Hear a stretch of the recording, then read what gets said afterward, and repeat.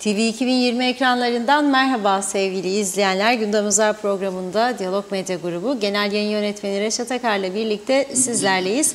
Hemen bugün ele alacağımız konuları paylaşalım. Evet, bir son dakika gelişmesiyle başlıyoruz. 9 günden beri eylem yapan hayvan üreticileri bugün saat 16'da Tarım Bakanlığı'nda ekonomiyle ilgili 3 bakanla bir araya geldi. Toplantıya Tarım Bakanı'nın yanı sıra Maliye ve Ekonomi Bakanları da katılıyor. Hayvan üreticilerini ise Mustafa Naimoğulları'yla yönetim kurulu üyeleri temsil ediyor. Hayvancılar Birliği'nin et ithaline karşı başlattığı eylemin şeklini değiştirerek bir ay süreyle canlı hayvan ve süt satışını durdurma kararı alması özellikle kasaplar tarafından tepkiyle karşılandı. Konuyla ilgili röportajlarımızı yansıtacağız.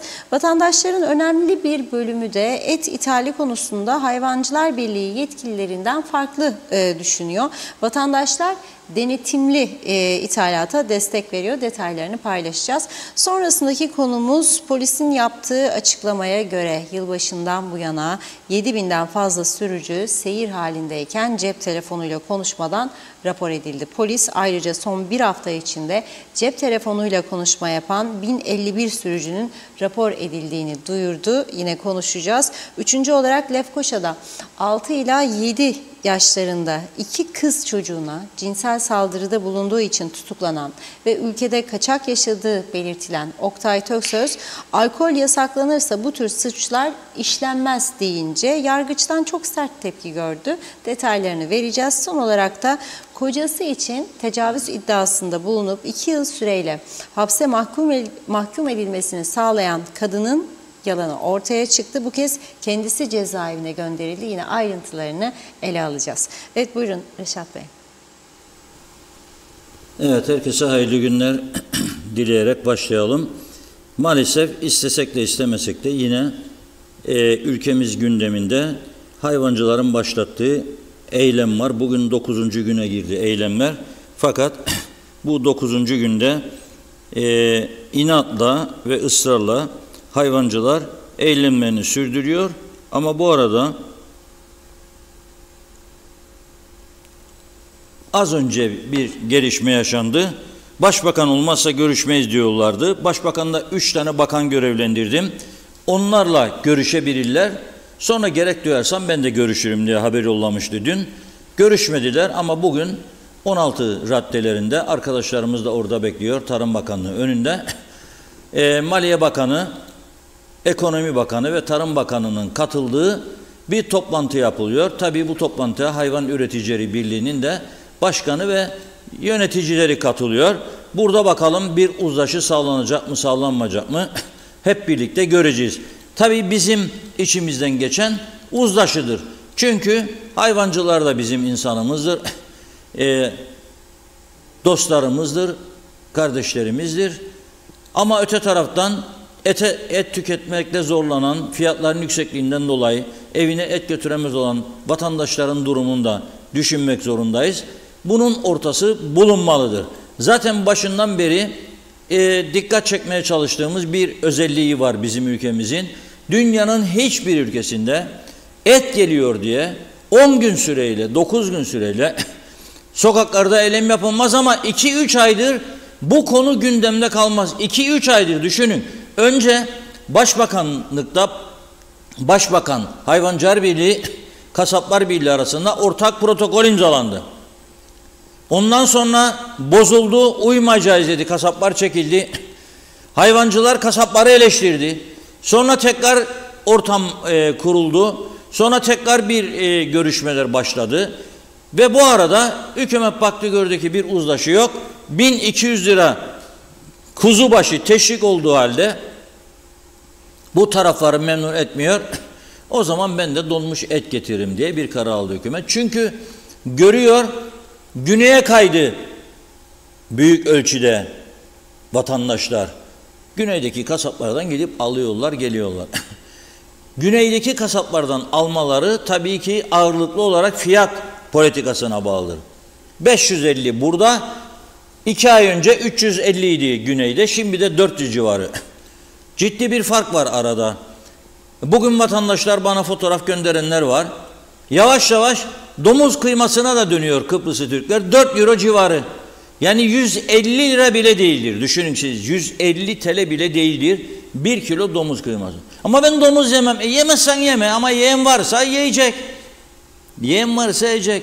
Karıştırdığımın içerisine baharatı, kimyonu, karabiberi ve diğerlerini, kekik mekik, hiç kimse ne et olduğunu anlamaz. Önemli olan sağlıklı olması. Ha yesinler diye teşvik etmiyorum. İsteyen yesin, isteyen yemesin. Bu insanın kendi kişiliğiyle orantılı, bağlantılı. Nasıl isterse canı öyle yaşayacak. Canı hangi eti isterse onu yiyecek. Dolayısıyla böyle bir gelişme vardır. Şimdi bakanlıktan çıkacak olan sonucu bekleyeceğiz. Ama bu arada bu sabah Başbakanlık önünde, daha doğrusu öğle saatlerinde Hayvancılar Birliği Başkanı Mustafa Naimoğulları gene oradan mesaj verdi. Dedi ki biz canlı hayvan satışını durdurduk. Üyelerimizi de uyardık, satmayacaklar dedi. Bu arada kendisine bir soru yöneltildi. Peki şimdi bir de Kurban Bayramı geliyor. Çok az bir zaman kaldı. Yani insanlar kurban kesemeyecek mi? O da dedi ki bizi bulsunlar. Doğrudan hayvan üreticilerinden direkt kurban kesmek isteyenlere verelim. Halbuki bu böyle olmazdı. Hayvan üreticilerine, kasaplara gidip kurbanlık siparişi verirdi insanlar.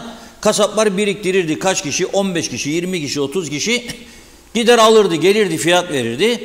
Keser, verirdi insanlara. Onlar da ihtiyaçlı olanlara dağıtırdı.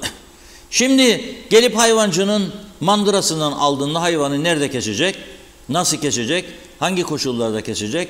Veteriner kontrolü olmayacak. Sağlıklı mı değil mi bilinmeyecek. Yani bedava verse de bunu ihtiyaçlı olan birine neticede sağlıklı bir et vermesi lazım. Bilmediği bir hayvanın etini nasıl verecek? Yani karmaşık bir durum var ortada. Ve gerçekten ben artık bir Kıbrıs'ta yaşayan bir insan olarak üzülüyorum. Güneye bakıyorum. Bir de bizim halimize bakıyorum. Yani bir oraya bakıyorum, bir bize bakıyorum. Ve hep şunu söylüyorum. Hangi yüzle eşit ve egemenlik şartı koşuyoruz bunlara? Böyle buna yani hakkımız var mı, bunu bir sorgulayalım ya.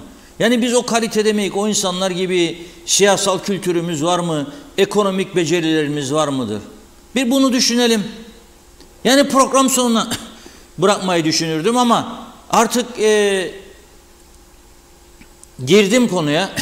Vereyim. Bugün şu saatlerde Katar emiri Güney Kıbrıs'ta temaslar yapıyor.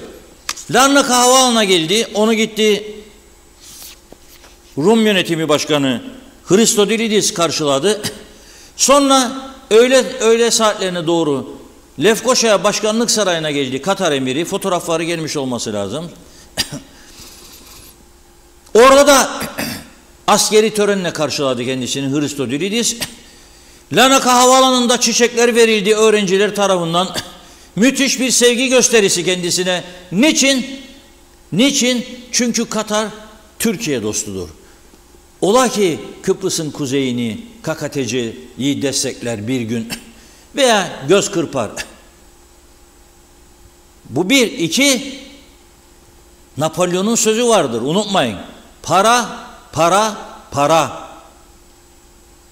Param mı, param mı, para mı der Rumlarda. Ajda Pekkan'ın şarkısı vardır. Para, para, para. Unutmayın. Ne kadar da benim parayla ilgim yok dese de birisi, bakın böyle bir çevremize, ezici çoğunluğun hayatında paradır artık.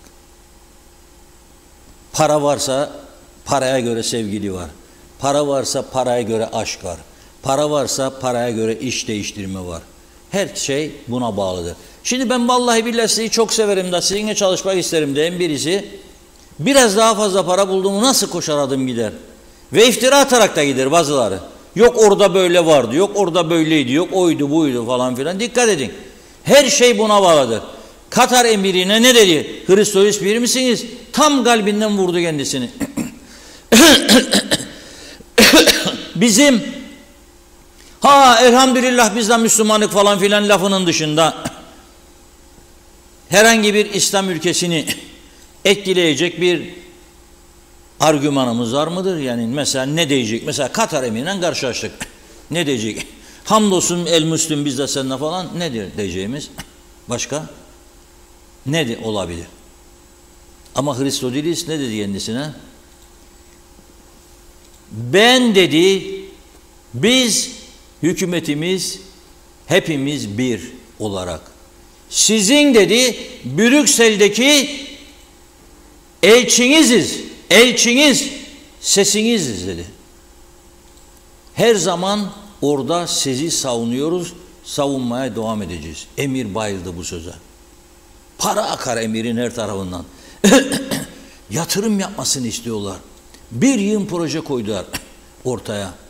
Bizim Cumhurbaşkanımız da Avustralya'da bir milletvekiliyle görüştüğünün fotoğraflarını paylaşıyor. Başbakan ve bütün bakanlar günlerdir işi gücü bıraktılar. Et savaşlarının içinde buldular kendilerini. Herkes kılıçları kuşanmış. Bir tarafta hayvan üreticileri, bir tarafta hükümet kanadı. Oydu buydu, oydu buydu. Dikkat edin bazı bakanlar sosyal medyada hayvancılara biri o demiş, biri bunu demiş. Sen nasıl bunu söylersin? Sen nasıl bunu söylersin? Ciddi bir gerilim havası. Olamaz yani. Sanki birisi, görünmez birileri geldi ve bu toplumun içine dinamit atmış gibi sanki de. Ama her zaman söylüyorum ben, aslında bu ülkede olan imkanlar hiçbir ülkede yok. Rumlar 170 kusur milyar euroyu teptiler Rusya. Rusların parasını. Kara para değil, beyaz para.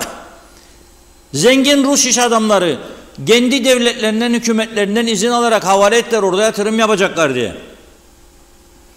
Paralar bankadaydı. Ama ne zaman Avrupa Birliği dedi ki ilişkileri keseceksiniz, ambargo var, Rusya 170 milyarı kaybetti. Bu paranın 7 milyarı bile buraya çekilseydi, bak 170 milyarın sadece 7 milyarı. Burası korkunç bir yer olurdu. Ne yol sorunu, ne ikaz sorunu, trafik sorunu, ne park sorunu, ne Luna Park sorunu, ne teleferik sorunu, hiçbir şey kalmazdı. Ama bu beceri ister. Bu seçim sistemiyle becerili insanları getiremezsiniz siz zaten ülke yönetimine. Hepimizi de sürükledikleri, peşine sürükledikleri bu batmış, çökmüş, işe yaramaz seçim sistemiyle hiçbir şey olamaz bu ülkede. Düşünün siz 2 milletvekili var, 150 tane parti meclis üyesi var. Ve siz bir karar alacağınızda mesela 3. GSM şirketi gelsin Forever TRNC'ye. Parti meclisine götüreceğim der. 3 ortakla bunu parti meclisine götürdünüz. 2 tanesi mevcut, 2 taneden para alırsa, komisyon alırsa veya orada çalışırsa veya eşleri orada çalışırsa ne diyecek parti meclisi? Yakarım sizi. Asla geçiremezsiniz bu kararı. Ne oluyorsunuz siz ya falan filan dedi mi bitti bu iş. Sen nasıl bu sisteminle sorunları çözeceksin? Yahu sen köyünde yere devrilen elektrik direğini kaldıramazsın bu şartlar altında. Evinin önünde devrilen elektrik direğini kaldıramazsın çünkü eğer sen mevcut iktidarın herhangi birinden değilsen de başkasındansın derler ki bırak kalsın da bilmem o P kimdendir derler. Eğer komşunun düşerse da komşun sana gelir yardım istersen de iktidar yanlısısın. Den büyük bir keyifle geldi minize gel bizim tarafa da hemen kaldıralım direği der. Böyle bir komedi dünyası diyeceğim artık ya. Gücenmesinler yani. Böyle bir komedi dünyası var mı? Var mı ya başka bir ülkede böyle bir komedi dünyası? Yahut 2-3 aydır et fiyatları olduydu olmadıydı eller sıkıştı protokoller imzalandı. Hangi ülkede protokol imzalarlar ya anlamadım ben. Karar verirsin devlet olarak ne istersen yaparsın. Yok. Şimdi ben tabii görüyorum çevreden yazılanları da okuyorum. Mesela bir küçükbaş üreticisi bugün soruyor Musa Naimoğlu'na. Hadi diyor büyükbaş üreticiler diyor sütü satacak diyor geçimini devam ettirecek hayvanı satmasa da diyor. Ben küçükbaş diyor hangi sütü satacağım da nasıl kazanacağım ve çocuğun okul taksitlerini nasıl ödeyeceğim diyor. Veya diğer giderlerimi ev kiramı market ihtiyaçlarımı nasıl karşılayacağım diyor. Var mı bir cevabın diyor soruyor kendisine. Alacak mı beni ayakta tutacak para verecek mi? Bana sen bağlayacak mı beni? Olmaz tabii. Ha bir tane vardır. Sen hayvan vermedin de kasaplar ne satacak? 2 tane çıkar yolu var. Ya kapatacak ya güneyden kaçakçılık daha da artacak. Bilmiyorum. Ömer Kadiroğlu havada, karada, denizde bugün gitti kasaplara bu soruyu sordu. Daha önce onu dinleyeceğiz. Sonra da Serdar Şengül'ün vatandaşlarla yaptığı röportajlar vardır. O daha sonra yani bir önce kasapları dinleyelim bakalım ne diyorlar. Sonra da onu dinleriz. Karar alamaz çünkü Bakanlar Kurulu karar olması lazım. Hayvancı elindeki malını yetiştirdi, borcunu ödesin diye o hayvanı satacak. Zaten 3'ünden 19 Haziran'a kadar Tarım Bakanlığı'nın hayvan alış fiyatını 250 TL, satış fiyatını 550 TL yayınlamıştır. 19 Haziran'a kadar bu da sürecek. Bayram üzere herkes kurbanını kesecek.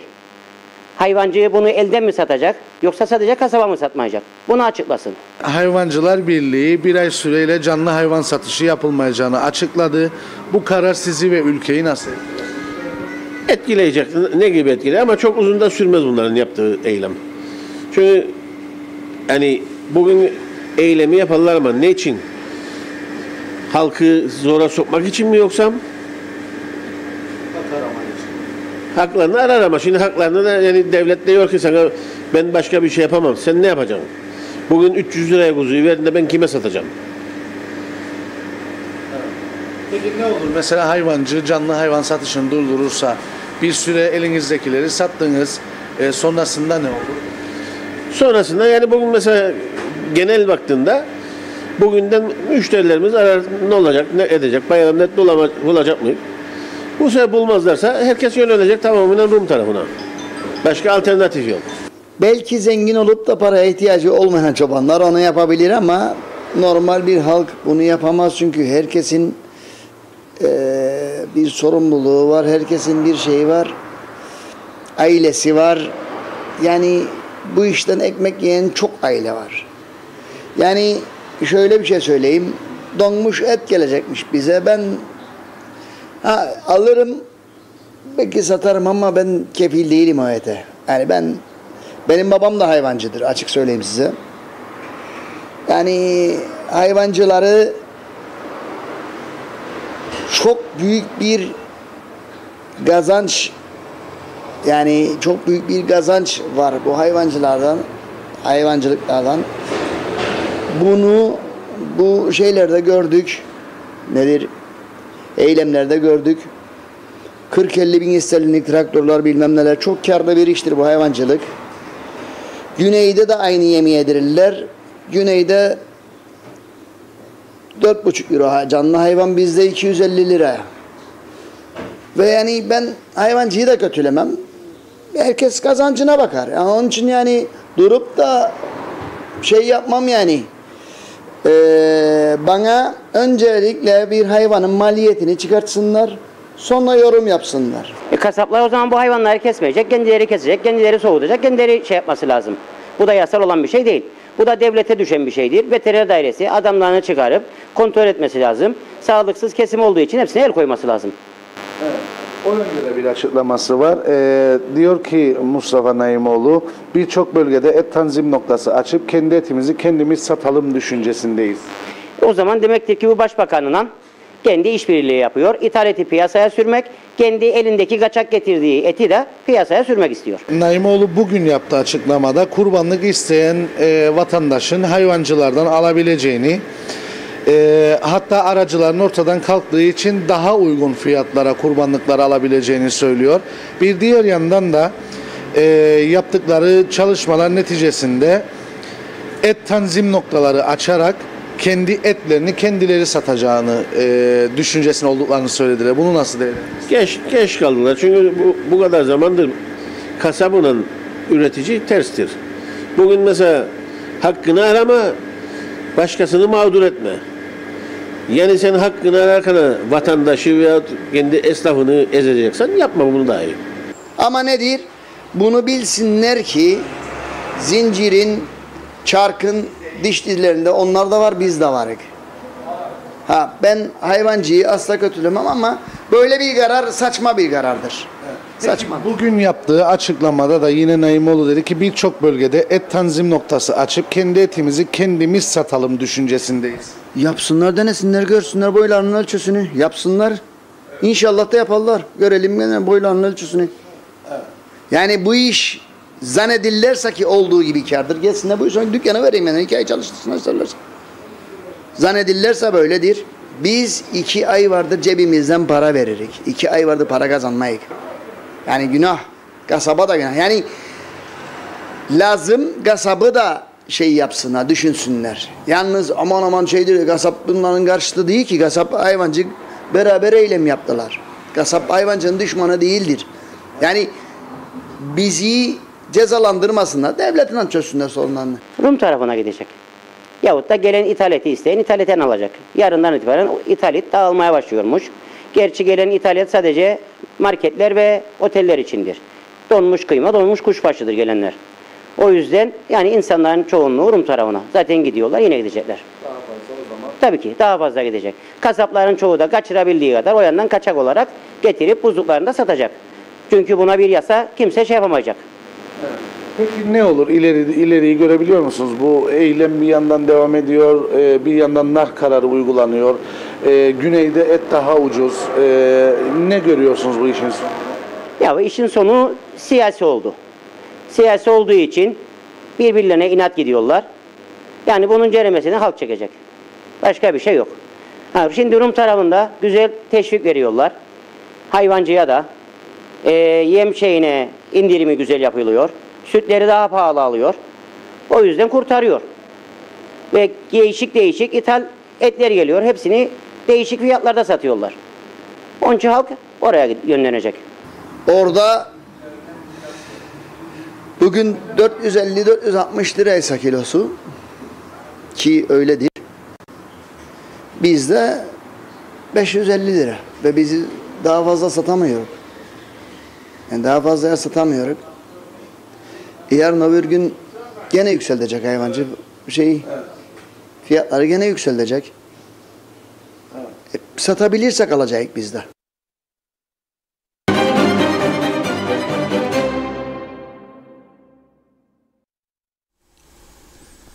Evet, kasaplar aynen düşündüğümüz gibi. Ne diyor? Yani bu aldıkları karar hayvancıların tamam değildir diyor. Yani sen hayvan satışını durduracaksın kasaplara.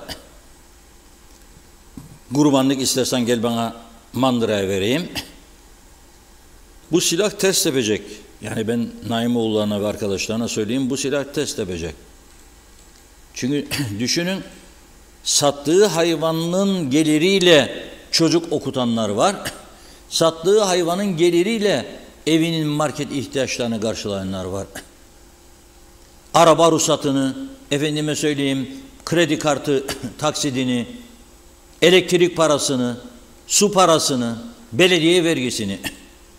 Şimdi sen bir ay bu adam satmadığı zaman bunu, yani hükümetin veya kasapların teslim olacağını düşünürsen yanlış düşünüyorsun. Çünkü bakın ben de yeni öğrenmiş oldum. Kasaplardan biri diyor ki yarın dağılacak diyor. Demek ki geldi bu ithalat. Yarın dağılacak diyor. Ayrıca güneye geçenler var. Güneyden alanlar var. Bakın ben her zaman söylerim. Parmağımın arkasına saklanmam. Ne isterse söylesin birileri, ne düşünürse düşünsün. Eti bir daha çok az tüketen bir insanım ama mührünü görürsem o eti daha güvenli yerim. Ben bizim tarafta mührünü nerede göreceğim bunun? Veteriner kontrolüne kesilirse. Tekrar ediyorum, 68 tane mezbaha nerededir kuzeyde? Kaç tanesi veteriner kontrolünde kesim yapılıyor? Ben başka sözcüye veya başka birinin bana anlatmasına ve beni tatmin etmesine ihtiyaç duymam. Bana bir eski belediye başkanı geldi ofisime ve sohbet ederken dedi ki Lefkoşa'daki mezbahaya giderseniz bir gün dedi ki şu anda aynı mezbahadır. Yaptıkları modern mezbahayı çalıştıramıyorlar.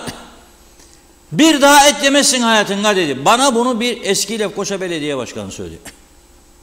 Bitti bu iş benim için. Bitti. Mausa'dan haber alıyorum. Bazı veterinerlerin kontrolünde olur olduğu gibi bazen de veterinerlerin arkasını döndüğü saatlerde hayvanların kesildiği bilgisi geliyor. Fakat bu kadar vatansever sivil toplum örgütü ve sendikacılar ve siyasetçiler, bu kadar vatansever, hiç bu konuyu gündeme getirmediler. Yiyin en pahalı şekilde, zehirlenirseniz de zehirlenin, ama biz görmeyik duymayık. Zaten eğer görür duyar olsalardı,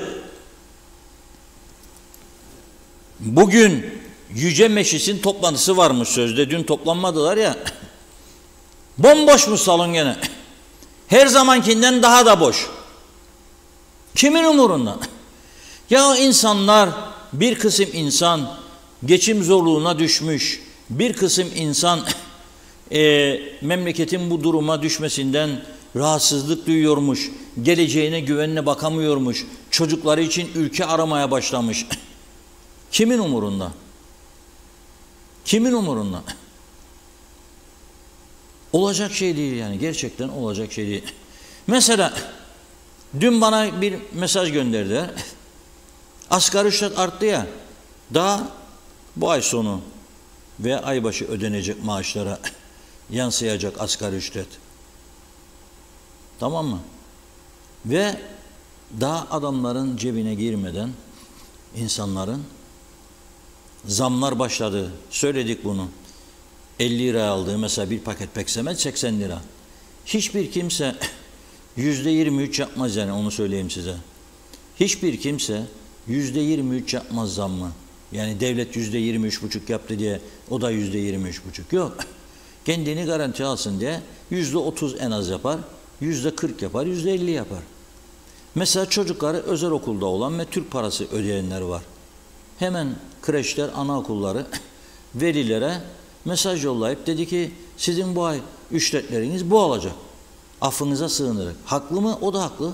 Çünkü yanında çalışırdı insanlara ayda 24 bin lira verirken net 30 bin lira verecek.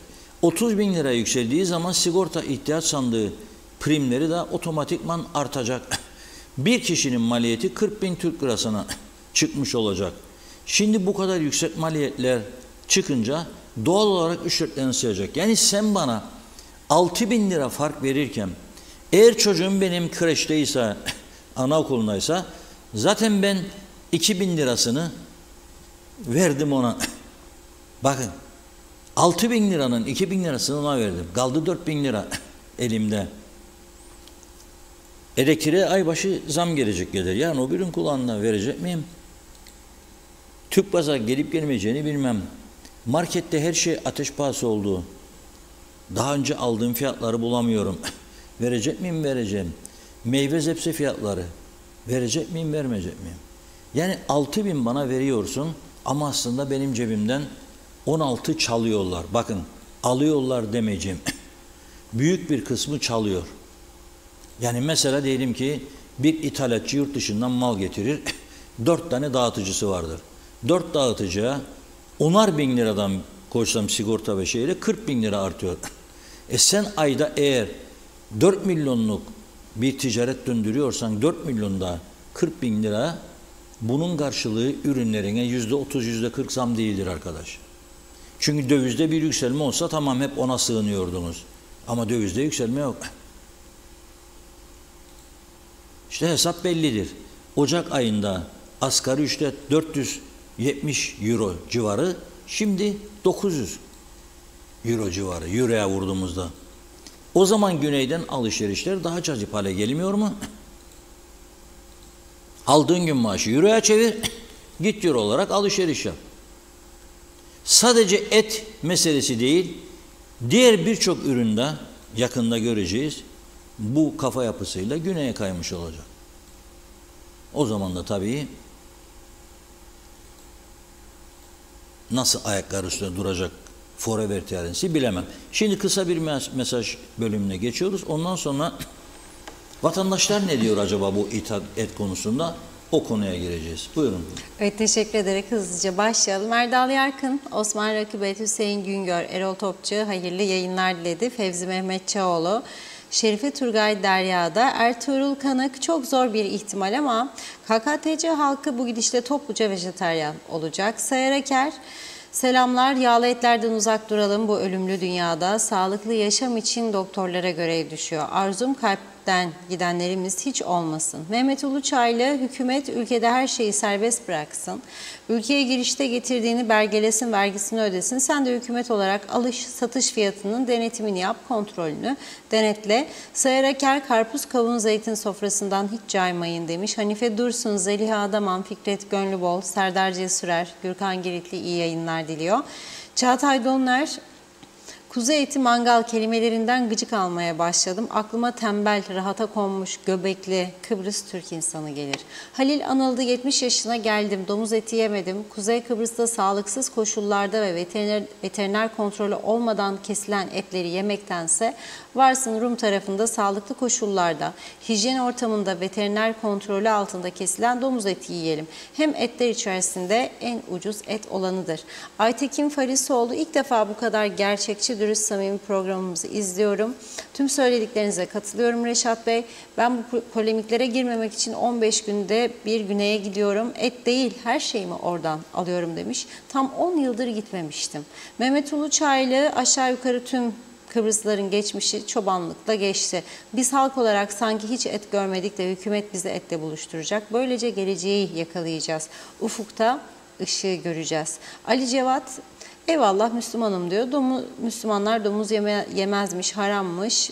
Yaşadığı yeri görseniz yemezsiniz belki ama diyor marketlerde, reyonlarda ne işi var? Ben Ali olarak yerim demiş. Kendimi bildiğim günden beri Müslümanım diyor. Varsın yasaklasınlar, yemeye devam. Sayar Aker, yazık halk adadan fırsat buldukça göç ediyor. Ada biraz daha küçük Nijerya olacak. Ferda Küçülmez, bu hükümet iki eliyle gözünü çıkaramaz Reşat Bey. Ulus Barani, Ercan Havaalanı'nda TNT şirketi tarafından yapılmak istenen otel için ne düşünüyorsunuz? Ayrıca diyor bu şirketin bugüne kadar yaptığı olumlu bir iş var mı? Elektrik parasını ödemiyor, vergi borçlarını ödemiyor. Batık bir şirkete böyle bir izin verilmesi şüphe kaldırır. Halit Özfadıl, 850 lira oldu Bimboğa besi yemi diyor. Çeksinler yem zammını geri, 250 liraya verelim kuzuyu. Soner Sabriler, devamlı diyor Meclis TV'yi, Laurel Hardy'yi izlerim sizin kanalda. İkisi de muhteşem demiş. Komik, eğlenceli. Hayırlı yayınlar. Zeren Turalı, ağla yurdum ağla, ağla vatandaş ağla. Bu kaos, belirsizlik, tutarsız skandal içeren, hesapsız kitapsız, rastgele, gelişi güzel uygulanan, yanlış mantık dışı uygulamalar kimlerin eseridir? Kabahatin büyüğü, büyük üstad merhum Nazım Hikmet'in dediği gibi sen de demiş kardeşim, başa gelen çekilirmiş, kendi düşen ağlamazmış. Bu erimiş kokuşmuş düzeni yaratanlar kadar, buna destek onay verenler de en az hükümet edenler kadar suçludurlar. Kurban Bayramı geliyormuş, kurbana ne gerek var? Bizler de düzene, sermayeye adanan, rehin tutsak alınan kurbanlar değil miyiz? Hasan Nihat Erduran, hiç desteğim yoktur diye başlamış mesajına. Şöyle diyor, zaten teşvik destekten de vazgeçmişler, iyi oldu. Bunlar hep kamu işçisi, memur emeklisi, refah payından kesilerek yapılırdı. Şimdi bari hayat pahalılığına refah payı da alabilecek işçi, memur, emekliler. İktire kaktıra diyor, iş olmaz, kimse tekel olmamalı, devlet kimsesizlerin kimsesi olmaya mecburdur. Tavuk balık diyetinden memnunum diye eklemiş. Arif Mustafa Cüce, bence bu eylem de hayvancıydı, kasaptı, etti. Bunu gündemden düşmesi lazım. Tüm daireler, kurumlar çökmüş, çürümüş. Sadece belli başlı koyu partililerin işi yapılıyor. Diğerleri git gel yapılıyor. Nokta. Yusuf Tuncel Barkut, ama geçmişte de olduğu gibi üretimi sonlandırıp dışa bağımlı kalarak bazı kesimlere rant sağlanacak. Oğuz Aynalı, Aytaç Bey iyi yayınlar diledi. Erdinç Akün'de. Yakup Palalar, daha geçen gün Rum tarafında Paskalya için eti 9,68 euro yaptılar ki insanlar bayramda eti bol tüketsin. Bu tarafta en azından bayramlarda indirim yapsalar olmaz mı diyor. Halk da bayramı ucuz etle kutlasın ama hayatta bu tarafta indirim değil, bindirim olur. Turgay Gezen, aklın yolu bir, hayvan üreticileri, kasaplar birbirlerine muhtaç. Bir olmazsa diğeri olmaz. Evet, hükümet hayvan üreticilerine yapabileceği azami yardımı şu veya bu şekilde yapmakta. Hayvan üreticiliği meşakkatli ama karlı bir iş. Bu bağlamda meseleyi değerlendirdiğimde hayvan üreticilerinin battık bittik söylemlerinin gerçeği yansıtmadığı kanaatindeyim dedi. birkaç mesaj daha aktaralım. Nazime Nalbant Londra'dan herkese selamlar. Şimdi bayram da geliyor diyor. Bu halkı etsiz mi bırakacaklar? Doğruyu söylemek gerekirse zor bir meslek hayvancılık. Neden iki taraf oturup bir anlaşma olmuyor? Tamam, bazı kişiler güneyden alır, alamayanlar ne olacak demiş. Zaten ne olursa halka oluyor. Denetimleri iyi yapsınlar, temiz tutsunlar her yeri demiş. Yazıktır, günahtır bu halka. Bunları reva görmeyin. Ulus Barani, hayvancıların başlattığı bu eylem 9 gün oldu. Siz inanır mısınız, ithal edilecek olan bu et 9 günde deniz yoluyla gelebilir. Türkiye'den bile ithal etse bu kadar kısa zamanda gelemez demiş Ulus Bey. Niyazi İnancı'yı da okuyalım. Kıbrıs'ta halk fakirleşiyor, yetkililerin umurunda değil. Bir avuç Kıbrıslı Türk kaldı adada. Kimin umurunda yazıklar olsun demiş bütün yetkililere ve bütün herkese. Evet, ara verelim şimdi. Devam edeceğiz yine. Teşekkür ediyoruz. Buyurun. Evet, çok teşekkür ediyoruz.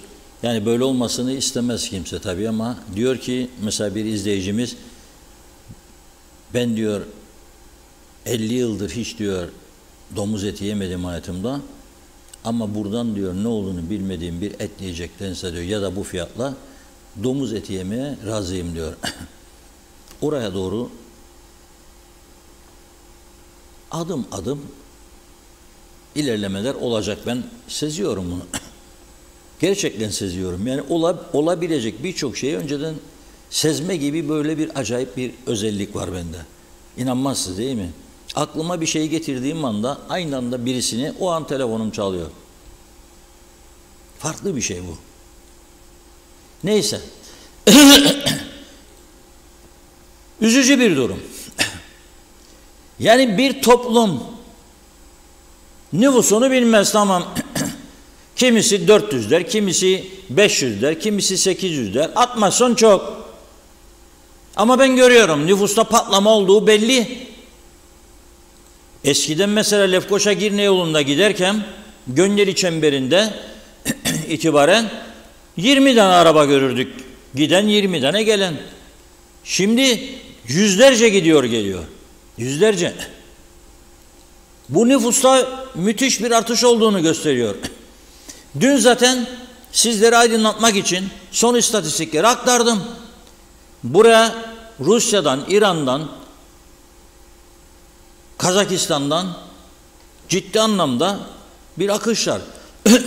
Ama nedir? İşte 11 bindir, 12 bindir, 15 bindir ama arttıkça nüfus da artıyor. Yani gelenlerin sayısı arttıkça kalanların sayısı da artıyor. Her gelen insan buradan götürüyor diye düşünmeyelim. Gelip eğer bir adet yeni yasa çerçevesinde konut alıyorsa bir insan, o konuta para veriyor. O parayı alan müteahhit de bunu inşaat sektöründe bir kısmını harcıyor değil mi? Yani yapıcı ustası var, demircisi var, marangozu var, mobilyacısı var, beyaz eşyası var. Sonra dönüyor bir de araba alıyor. O sektöre katkısı oluyor. Sonra dönüp akaryakıt, elektrik parası ödüyor. Ama bu paraları toplayan, yani gelirleri artan belediyeler, artan nüfusa oranla yapması gerekenleri yapmıyor. Daha çok farklı alanlarda harcıyorlar paraları. Festivaldir, şarkıcıdır, türkücüdür, sanat bilmem kültür falan, yurt dışı geziler. Mesela Berlin'de gitmişler, çevre öğrenecekmişler. Ya daş ucuna gidin burada. Daş ucuna gidin. Dima Çayıner'in gemisi beleşte götürür sizi, para da vermez sizi, hazineye de masrafı olmaz. Da bir görün daş ucunu. Tabii ki birazcık örnek alırsınız. Temizlik, yeşillik, park, çevre. Neyse. Alıyorlar paraları fakat arıtma kurmuyorlar veya mevcut arıtmanın kapasitesini artırmıyorlar. Kanalizasyon çoğunun gündeminde yok. Ya vidanjörle çekiyorlar kuyuları, pis atıkları verin tarlaya diyorlar. Ya da götürüp denize boşaltıyorlar. Rezil bir durum. Bir süre sonra hastalıklar patlayacak bu ülkede. Turist getirmek hayal olacak. Bu ülkeyi kirletmek ne kadar kolaysa temizlemek o kadar zor olacak. Hiç kolay olmayacak bu ülkeyi temizlemek. Bu kadar pisliği, insan dışkısını ovalara verdikten sonra sen, toprak bunu çektikten sonra kaç yıl sonra temizleyebileceksin sen ki bu toprağı? Mümkün değil. Ama bizde bilgin adam çok, örgütler, bir yığın örgütleri var, bir yığın örgütleri var. İşte mesela Kıbrıs meselesi açılır, bakıyorsun öğretmenler, sağlıkçılar, bilmem hepsi içinde. Ya bir dakika ama insanlar ölüyor hastanelerinizde. Bunlar için bir ses verin. Yok. Suları bahsediyoruz. Kayıtsız, kuyusuz satılıyor. İşletme yerleri birçoğunun kirli, denetimsiz. Yok. Etler nasıl taşınıyor? Van araçların içinde var mı bir denetim? Yok. Sular nasıl dağıtılıyor Van araçların içinde? Kırık dökük, içi 100 derece, 200 derece sıcaklık olan yerlerde plastik şişeler taşınıyor. Yağlar taşınıyor, yemeklik yağlar taşınıyor, asitli şeyler taşınıyor. Meyve suları taşınıyor. Sonra çocuklar içiyor bunu. Hiç kendi sahalarında yokturlar. İnanın, çünkü birçoğunun ya uzmanlığı yoktur ya da bana necidir. Ona dokunma, buna dokunma. Ama Kıbrıs meselesi kahraman olur hepsi. Federasyon bilmem ne. Allah versin olsun bir çözüm. Da bana göre adı ne isterse olsun, hiç beni ilgilendirmez. Bakın o zaman nasıl size burnunuzdan getirecekler, işletecekler sizi. Tam güne de koşacaklar. Da sen sokaklara dökülme hakkın olacak mı? Tam gün eğitim dediğinde sana, tam gün eğitim dediğinde sana Hristodilidiz. Yok ben kabul etmem diyeceksin kendine. Kabul etmem diyeceksin ha. Atacak seni işten o anda. Neyi kabul etmem? Ama burada dediğim gibi siyasetin zayıflığı, siyasetin istikrarsızlığı, siyasetin güven yitirmesi, sıfıra düştü güven siyasete bugün. Meclisin sergilediği bu ciddiyetsiz tavırlar ve buna paralel olarak üst kademeden alta doğru gelen ciddiyetsizlikler. Neler oluyor bu ülkede? Ve ondan sonra Türkiye'nin gücünü isteyerek ve bazen de Türkiye'yi yanlış yönlendirerek, ben vallahi bunu isterim falan, Rum koştursun, çatlasın, patlasın. Olmaz öyle şey. Olmaz böyle şey. Bir et meselesinin bu kadar gittiği bir şey yok. Bir izleyicimiz yazdı. Hani ben dedim asgari ücret arttı da almadan insanlar parayı falan filan. Diyor ki, müzik hocasından gelmiş kağıt. Ocak ayında diyor 45 dakika ders, haftada bir gün, ayda 4 ders, 1400 liraydı diyor. Şimdi öğretmenden gelen kağıdı yolladı bana. Olmuş 2000 lira. %50 gibi bir artış. Yani o asgari ücret artışını az bulanlar veyahut da verdim vallahi billahi diyen, sanki babasının cebinden verir. Düşünsünler bunu. Siz artırdıkça asgari ücreti bu ülkede enflasyon yükselecek. Bakın birçok işletmede yabancılar çalışır değil mi? Kayıt altında olanlardan söz ederim. Mesela evlerde bakıcı, yaşlılara bakıcı var çok. Temizlikçi. İşe alırken 500 liraya alıyorlardı. 500 ortalama söylüyorum. Şimdi bu bakıcılar diyor ki şeye, baktıkları insana, abla ama ben istiyor asgari ücret. İstemiyor euro. Çünkü euro 1650, 16.500. 500 lirayı çarp 35 inan 16.500. Abla istiyor şimdi 30.000 alacak. O da akıllı, haklı. Ver 30.000'i kendine bakayım. Veremiyorum. Vereceksin. Vereceksin. Vereceksin. Ya durum bu noktaya geldi işte. Bilemiyorum yani nasıl çıkılacak bilmiyorum. Şimdi neyse, dedim ya, Serdar Şengül'ün yaptığı röportajlar var. Acaba et ithali konusunda vatandaşlar ne diyor? Bir de ona bakalım. Hep birlikte izleyelim bakalım. Ben de şimdi izleyeceğim. Hangi sıklıkla et tüketiyorsunuz?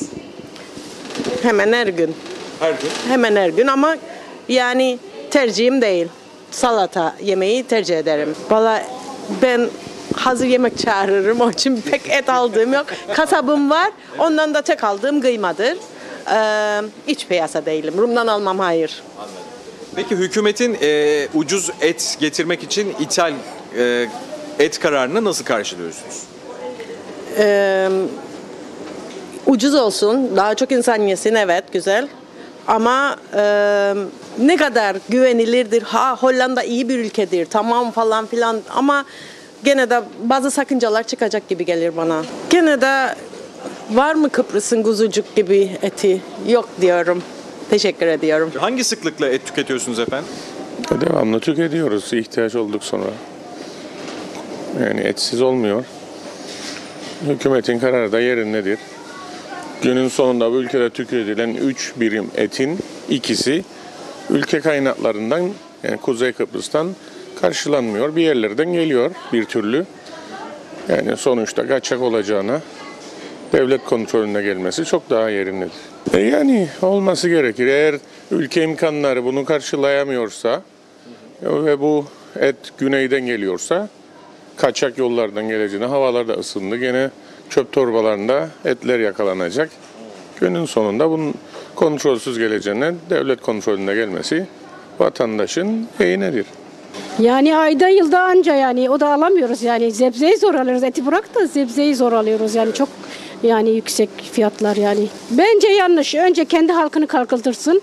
Yani yerli malını şey yapsın, ucuzlasın önce yani. Yanlış yani bence. İthal et yani. Önce kendi halkını, kendi ülkesindeki kalkınmayı kaldırsın yani. Evet. En az haftada bir kere sık tüketiyoruz. Kesinlikle pahalı ama mecburiyetten yani bir şekilde bir yerlerden kısıp muhakkak etimizi yemeye çalışıyoruz. Yani bence mantıklı düşünüyorum çünkü gerçekten pahalı. Gelen fiyatlar da yer yere geleceğine göre istedikten sonra verilebilecek bir fiyattır bence. Bence mantıklıdır. En azından tüketilen et miktarı artar diye düşünüyorum. 2 günde bir tüketiyoruz. Yani içkinin yanında falan her akşam. Yapılıyor, fırında olsun, tavada olsun. Yiyoruz yani. Aynı evde yaşıyoruz. Yani şu an öncekine göre bir çok pahalı. Ama yiyor muyuz? Yiyoruz. Alıyor muyuz? Alıyoruz. Biraz daha uygun olsa güzel olur aslında ama her gün yerinde. Yani oradaki etlerin buraya gelmesi bilmiyorum yani sağlık bakımından, üreticileri bakımından ne kadar faydalıdır, içinde ne var yok onu bilmiyorum ama zaten ona bakmıyoruz. Geldikten sonra insanlar onu da alır, onu da yer. Daha ucuz olacak. Yani daha ucuz olacak. Yani bence yenir. Aynen iyi bir karar. Ucuzlarsa fazla tüketiriz yani ucuzlamazsa çok zor çünkü gerçekten çok pahalı. Ete güç yetmiyor. Şimdi ithal olarak gelecekmiş yani ona karşıyız. Yok, şahsen karşıyım. Kendi çiftçisini üretsin, kendi memleketinde üretsinler yani neden hep ithal? Her şeyimiz ithal yani bizim. Şahsen ben kendi düşüncem olarak karşıyım buna. Dondurulmuş et gelecek, ne geldiği belli değil. Tamam da bu kısa dönemli, gelip geçici bir dönem için olan bir şey. Sonsuza kadar çok özür dilerim, et ithalatı yapabilir misiniz? Çünkü günün sonunda yani bu ülkedeki üreticiyi de desteklemeniz lazımdır. Yani üretim buraya aidiyeti hissettirir insanlara. Üretmezseniz zaten biz her şeyi ithal ediyoruz. İthal etmediğimiz ne var ki? Zaten kaynakları kısıtlı bir ülke, suyu olmayan, suyu Türkiye Cumhuriyeti'nden boruyla buraya taşıyan bir ülkede yani bu yapılan işler burada üretimi artırmak içindir. Mesela Mesariye'ye su verileceğini diyoruz. Yani Mesariye'de bu suyu kullanarak yem bitkisi üretmek mümkün değil mi? Ki bu işler giderek daha düşük oranda olsun. Yani ihtiyacımız olduğunda ithal edelim. Ancak bizim böyle sürekli ithalata dayandırarak üretim sürdürmemizin mümkün olmayacağını herhalde herkes takdir eder. Evet. Yer Bilim Mühendisleri Odası Başkanı aynı zamanda bu konuları da zaten birlik yönetim tartışıyoruz. Değerlendiriyoruz tabii. Bu önemli bir konu. Vallahi imkanımız oranında tükürmeye çalışırız. Bilmem artık, ayda bir deyim, 2 ayda bir deyim, kısmet neyse ona göre alırız eti. Vallahi ben olumlu karşıladım ama maalesef karşı tarafta karşı çıktı. Niye karşı çıktı ben anlayamadım bir türlü. Vatandaş et yemekte, ucuz et yemekte herhalde istemez de onun için öyle karşı çıktılar karşı taraf. Bilemem artık.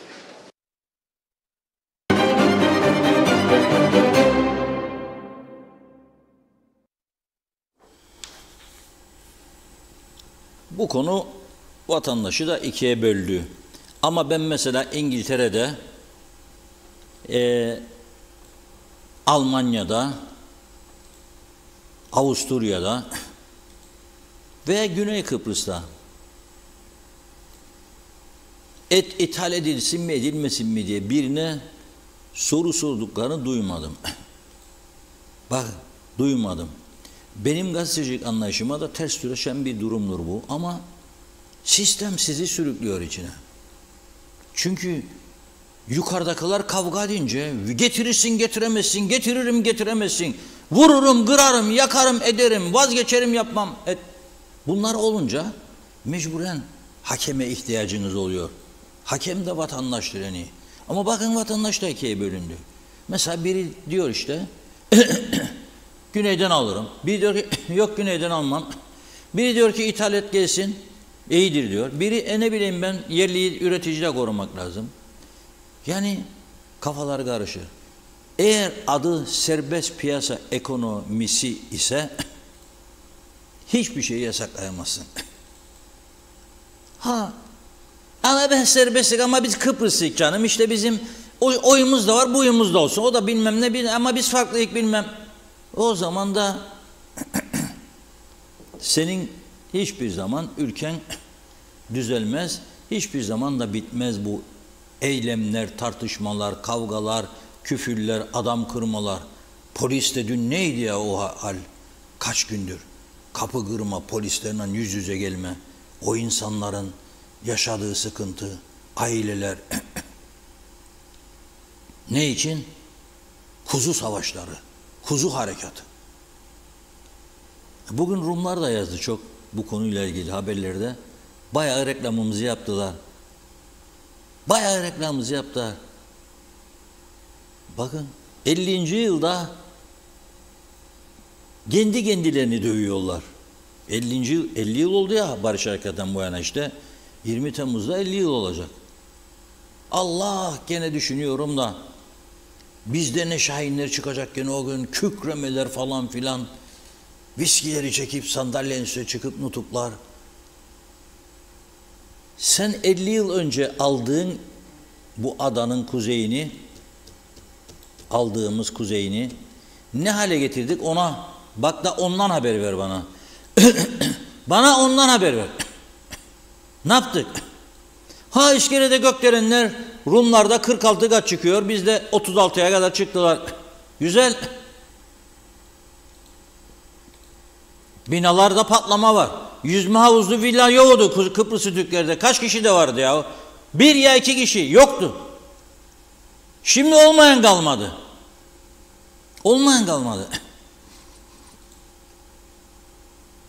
Adamın var. Ötekinin de oldu diye der ki haberin var mı sen? Bu da yüzme villa aldı geçiyor. Bana sorsan bana dönüp gene senin yok mu be dedin de benim var ama ne anması? Ha sen çok çalıştın da ezildin elinin ne oldu? O hırsızlığın oldu. Bak bak bak. Bak. Getirdikleri noktaya bakın bizi. Nüfusa göre dünyanın hiçbir ülkesinde bu kadar çok siyasi parti, bu kadar çok sendika, bu kadar çok birlik, dernek, cemiyet görülmedi, duyulmadı. Bu kadar çok internet gazetesi, web TV, bu kadar çok normal gazete, bu kadar çok televizyon yoktur. Yoktur. Bu kadar çok milletvekili nüfusa göre, bu kadar çok belediye başkanı yoktur. Nedir bu bolluk ya? Nedir bu bolluk? Kimin parasıyla oynuyoruz bu oyunu biz? Haber verin sivil havacılığa da Falan yetkili Gonya'ya gidiyor konferans vermeye, halıyı çeksinler, kırmızı halı. Olur mu böyle bir şey ya? Ha, Katar emirini kırmızı halıyı çekti de karşıladı. Christodoulidis. Çünkü Katar emiridir. Yani adam yürürken bile kafadan şeyi geçirin. Kaç milyar dolar gelebilir buraya emirden.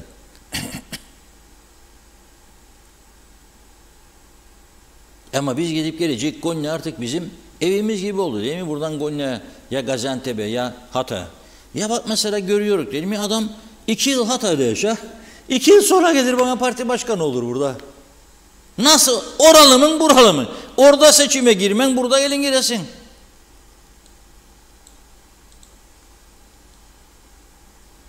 Hükümetin birinci ana görevidir. Beyaz kimliği başlatmalıdır bir an önce. Beyaz kimliği başlatmalıdır. Yoktur vatandaşlık. Yazıktır bu ülkenin geleceğine ya. Veriyorsun, ondan sonra bak neler oluyor. Beyaz kimlik. Aldı mı bunu, çalışma izni yenilemesine gerek yok. Sağlıktan, okuldan yaralanır ama seçme seçilme hakkı olmaz. Bu kadar zor mu bu meseleyi bir türlü doğru dürüst uygulayamadılar bu ülkede ya? Bu kadar zor mudur?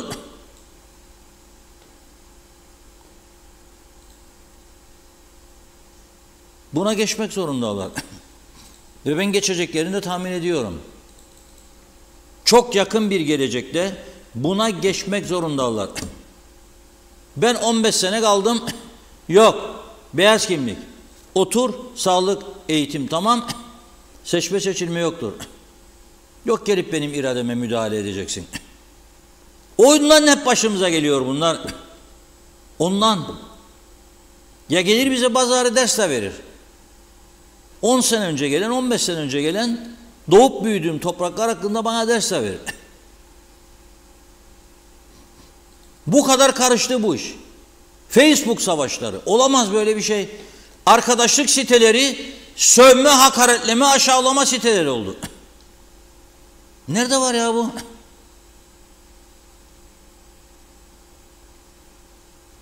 Toplum sağlıksız bir toplum haline geldi. Hemen herkeste bir sorun var. Ama bunun kaydı kuydu var mı? Yoktur. Kaç tane kanser hastası olduğu bu ülkede bilinir mi?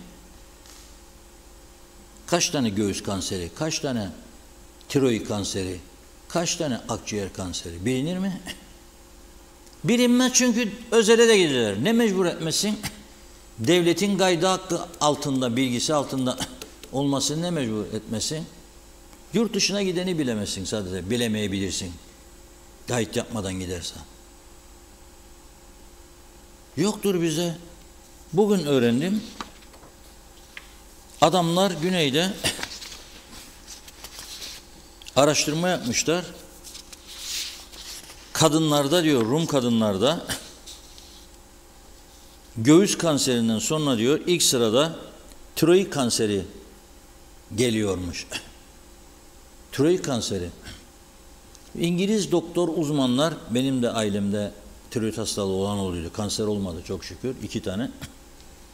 İngiltere'de bir doktora gittiğimizde dedi ki adam niye bana geliyorsunuz dedi.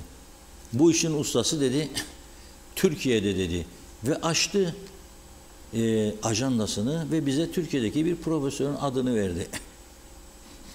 Tanıdığım biridir, çok uzman, ben bu ırdan İngilizleri de ona gönderirim dedi. İşte nice deniz var, tuzlu su olmaması lazım. Ama oluyor, genetik bir takım bir şeyler var. Adamlar onun istatistiklerine kadar açıklıyorlar. Bizde bilinen herhangi bir durum yok. Yani gözü kapalı bir şekilde ülke yönetmeye alıştık ve devam ediyoruz. Şimdi arkadaşımız Ömer Kadiroğlu orada bekliyor. Nerede? Tarım Bakanlığı'nda. Bakan demiş ki basın yok, basın yok, basın yok. Görüntü almasınlar istemiyoruz demiş. Aynen böyle Ömer yazdı bana şimdi. İlk defa diyor bir Tarım Bakanı bu kadar sırt çevirdi basına diyor. Bırak gelsin bir güzel görüntü alın. Hatta bir öpüştenle öpüşürken poz ver. Öpüyorum Mustafa'yı de. Mustafa da seni öpsün. Soğuk erisin buzlar ya, ne olacak? Alt tarafı meselede otursunuz. Sen de onlar da. Değişmediyseniz adresleri tabii. Köy meyhanesinde buluşun akşama da. Mustafa Naimoğulları kestirsin bir tane kuzu. Çevirin. Oturun yiyin için çözün buzları. Aksi halde bütün üreticiler zarar görecek bu işten. Güneye kaydı mı bu iş daha da fazla geri dönüşü olmayacak, söylüyorum. Çünkü adam orada mührü de görür üstünde. 150 lira kilosunda da daha ucuz. Alır kardeşim, alır. Geçemeyenler daldıracak birilerini artık yavaş yavaş. Siga der Rum. Aldıracak. Aşkım diyecek mesela erkek arkadaşına veya kız arkadaşına. Bana da alsana yarım kilo kıyma, alacak getirecek o taraftan. Ya 1 kilo. Ne olacak şimdi gümrük memuru 1 kilo kendim aldım, 1 kilo da bir yakınıma 2 kilo çoktur alıyorum diyecek, kelepçeleyecek yani. Kıymayı geçirin başından aşağı. Zaten yapmazlar. Yapamazlar. Durum böyle yani. Ben sizin gibi bu et savaşından yoruldum. Başka konulara geçmek istiyorum ama mesaj mı var çok? Funda Hanım diyor ki çok mesaj varmış. Biraz geçelim. Önemli polisin uyarısının dışında ben her zaman söylüyorum. Polisimize ve yargımıza güveniyorum. Bazılarının beklediği sonuç çıkmamış bir mahkemeden haksızlık olduğunu düşünebilir falan. Ama ben her şeye rağmen polisimize ve yargımıza güveniyorum. Bugün bir mahkeme duruşması oldu. Bayan yargıç öyle bir tokat attı ki saçma sapan savunma yapan bir tecavüzcüye, onu sizlere biraz sonra açıklayacağım. Evet, buyurun. Evet, hızlıca başlayalım. Kemal Çelik Ozi'de kalmıştık. İyi yayınlar diliyor Hasan Nihat Erduran. Hayvancılar aracısız et sattı, ucuza da diyor ahalima almadı. Yani market reyonları buzlu ürün dolu, balık dahil buna. Yani altyapısı olan şirket çok var. Oteller zaten ithal et kullanırlar. Mehmet dayı hayvancılar ne yapsın demiş. 36 yaşındayım, kendimi bildim bileli hayvancılık yaparım. Ata mesleği. Hayatta kalma savaşı veriyorum. Söyleyin diyor, toplanırız Lefkoşa'ya gideriz. Ne gittin kuzu vermeyeceğim deriz. Vay niye vermedin? Ne yapalım, iş bilmezlerin işi batırmasını mı bekleyelim? Fikret İpekçioğlu, Yüce Meclis'in hesap kitabı sınıfta kaldı. Dokunulmazlıklar kalkmalı. Hadi hodri meydan. Leyla Göçmen Ahmet, tam da bugünler için mi söylendi bu atasöz? Keçi bıçak derdinde, kasapta et derdinde. Memlekette çok sorun var. Reşat Bey, iyi ki varsınız. Birçok haberi sayenizde doğru yorumlarla bize iletiyorsunuz demiş. Teşekkür ederim Leyla Hanımcığım. Mehmet Şenler kolay gelsin demiş. Eser Yurteri, Süleyman Sayman, Menteş Çağla, Mustafa Koca iyi yayınlar diliyor. Emine Karabina, asgari ücret onaylandı mı resmi gazetede diye sordu. Mehmet Uluçaylı, vekiller niye meclise gitsinler? Halkın hiçbir derdine çare bulamazken boy boy resim çektirerek ilaç sorununu lafta çözen bir hükümet mecliste ne yapsın? Arada bir plaj açılışı yaparlar, kafeterya yaparlar. Yaptıklarımız yapacaklarımızın garantisidir diye de övünüyorlar. Necdet Mavi Gözlü, Kuzey Kıbrıs Birleşik Afrika Pakistan Cumhuriyeti'nden iyi yayınlar dilemiş. Evet, hayvancının, kasabın, burada devamlı artan nüfusun, uyuşturucu sorununun, Afrikalı Pakistanlıların, diğer yabancı ülke insanların yaptıkları suçların artmasının tek suçlusu şimdiki UBP ve hükümet ortaklarıdır. UBP başımızda kaldığı müddetçe hiçbir sorun çözülmediği gibi her geçen gün suçlarda patlama yaşanır ama hükümetin umuru değil. Cumhurbaşkanı Avustralya'da, Meclis Başkanı başka yerlerde, memlekette suç patlaması yaşanıyor. Her gün Afrikalıların yaptığı rahatsızlıkları gazetelerde, baş sayfalarda görüyoruz. Hala daha bu insanları burada tutuyorlar. Hükümetten tıs yok. Bugün bir seçim olsun. UBP barajı zor geçer. Memleket yangın yerine döndürdüler.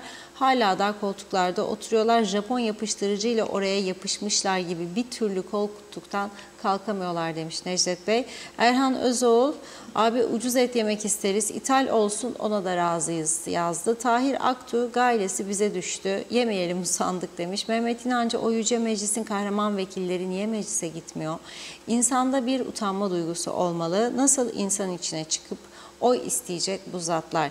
Mehmet Özyakup, asgari ücret böyle yükselmeye devam ederse herkes güneyden alışveriş yapacak. Ekonominin çarkları duracak. Gün gelecek özel sektör değil devlet de maaşları ödeyemeyecek. Kıbrıs Oto, Girne, piyasadaki fiyatlar nüfusun çoğunluğu olan ve güneye geçemeyenlere göre belirleniyor. Yılmaz Yüksek, bir yıl önce ilaç paraları 15 günde ödeniyordu. Bir reçete. Ali Cengiz oyunu çıktı, ilaç paraları 4 aydır ödenmiyor. Derviş Kahraman, çok sevdiğimiz şeydir domuz eti, yemem haramdır deyip domuz yer gibi kul hakkı yiyen çok var. Nazime Nalbant, iyi ki siz demiş, kolay gelsin. Zamlar kapıda. Bu ülkeden başka hangi ülkede böyle sorunlar var? Soruyorum diyor. Gazmış, tüpmüş, gene zam gelecek. Sadece gaz tüpü olsa neyse diyor. Her şeyin üstüne koyuyorlar. Halk perişan diyor. Seyirci kalıyorlar. Her şey çökmüş. Allah sonunu hayretsin. Londra'dan selamlar. Ahmet Zaim, anlayamadım bu hayvancılar başkanını. Soruyor mu acaba üreticiye nasıl geçineceklerini elindeki hayvanları satmazsa? Erhan Özoğul, bizim annemiz babamız Türkiye'li, biz burada doğduk, 45 yıl oldu, Rum tarafına biz geçemeyiz. Çifte standart ayrımcılık bizde, tavuk eti yemeye devam demiş. Tahir Hoca, Dingilistan Cumhuriyeti yazdı. İsmet Sencer, harikasınız diyor. Koraya Korça, bu hükümet süt beyaz dese inanmam. Mutlaka bir çıkar düşünüyor. Hiçbir zaman halkın geleceğini düşünmez. Türkiye'de de ithal et hastalıklı çıktı. İthal et gelsin ama uzaylıların beni kaçıracağına inanırım. Fakat bu hükümetin denetim yapacağına ve sağlıklı et getireceğine kesinlikle inanmıyorum. Herkes kendini düşünüyor. Her kurum, hükümet olsun, hayvancı, toplum, herkesin bencil ve çıkarcı. Mustafa Özcan, sağlığımızı sokakta bulmadık. Et konusunda Rum'a güvenirim. Bunların getireceği eti eve bile sokmam. Restorana gidersem orada sorarım.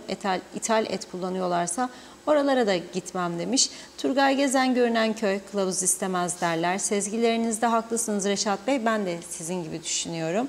Ömer Meraklı Muhtar, konu 90 bin kişinin Kıbrıs Türk'ünün güneye geçişinde sorun yok. Asıl mesele geri kalan insanların güneye geçememesi.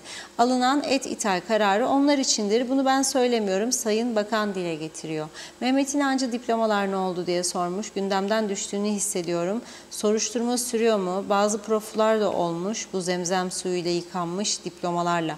Hasan Çevik, Sarayönü tarihi cami avlusuna alakasız, yakışmayan kulübe gibi bir şey yapılıyor. Gidip görüntüleyin demiş bu çirkinliği. Kimin fikri bu? Akıl alır gibi değil. İsmet Ezel, meclis değil yüce meclis. Mustafa Kombo, kolay gelsin diyor.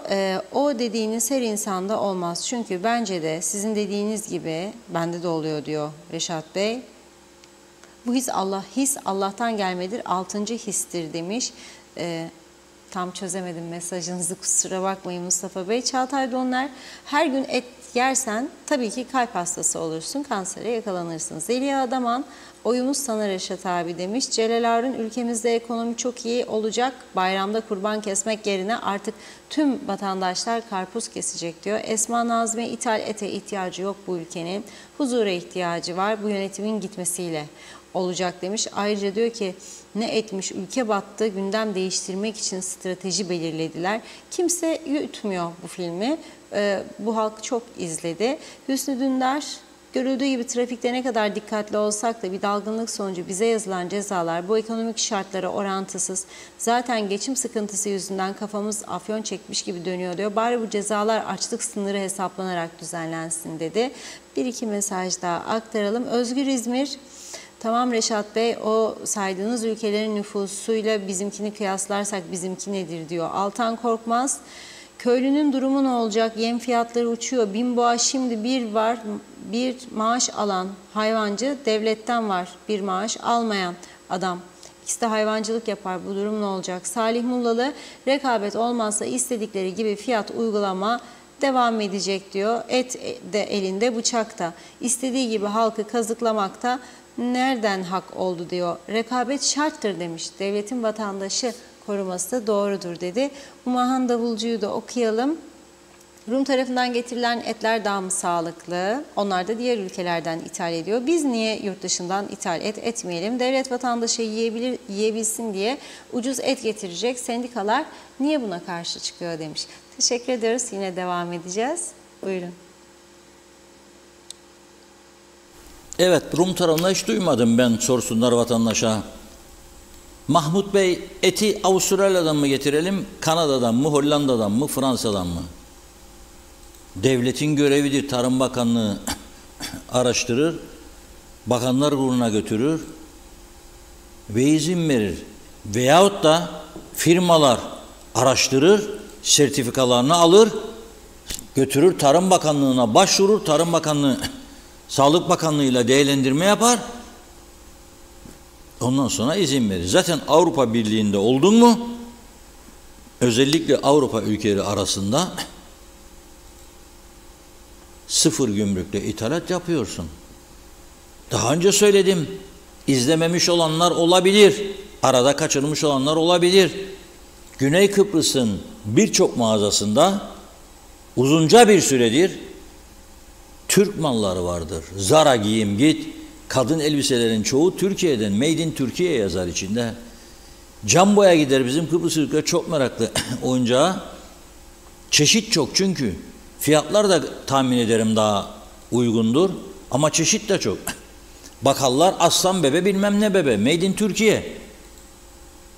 Ve ben istatistiklere baktım. Rum, Güney Kıbrıs'ın ihracat istatistiklerine.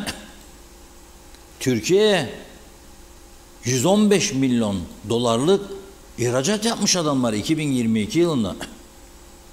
Adamlar Türkiye'ye 25 milyon dolar civarında narenciye satmış.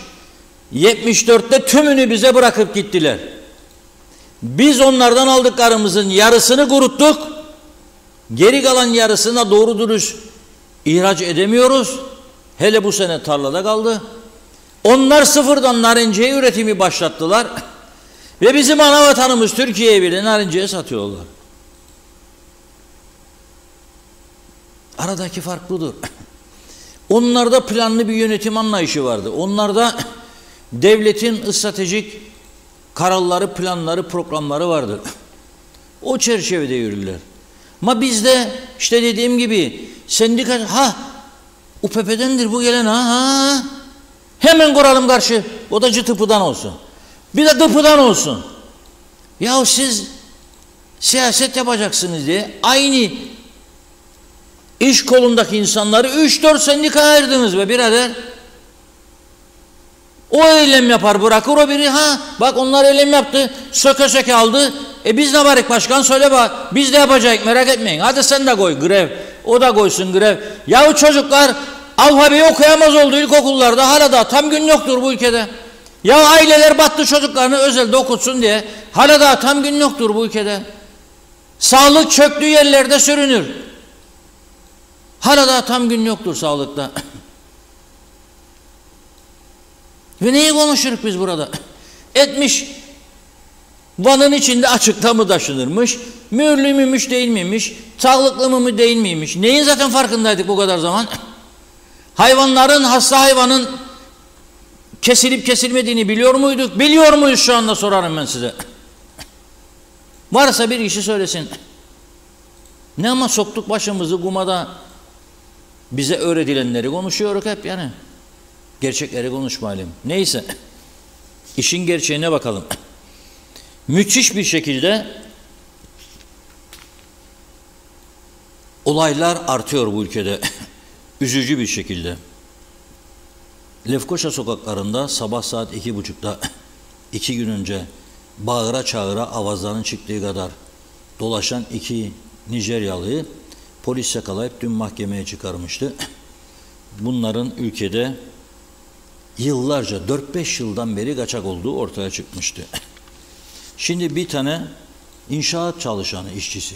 Bakın 2 haftalık bir olaydır bu ama bugün mahkeme vardı. Mahkemede olanları anlatacağım. Ama 2 haftadır bu inşaat işçisi gündemdedir. Bu sapık. Meğer 204 günden beri ülkede kaçakmış. Ama inşaatlarda çalışırmış. Bunu çalıştıranlar kimlerdir diye soruyorum 2 haftadır. Ne Çalışma Bakanı'ndan, ne İçişleri Bakanı'ndan hiçbir şey duymadım. Bu adam nerede çalışıyordu kardeşim?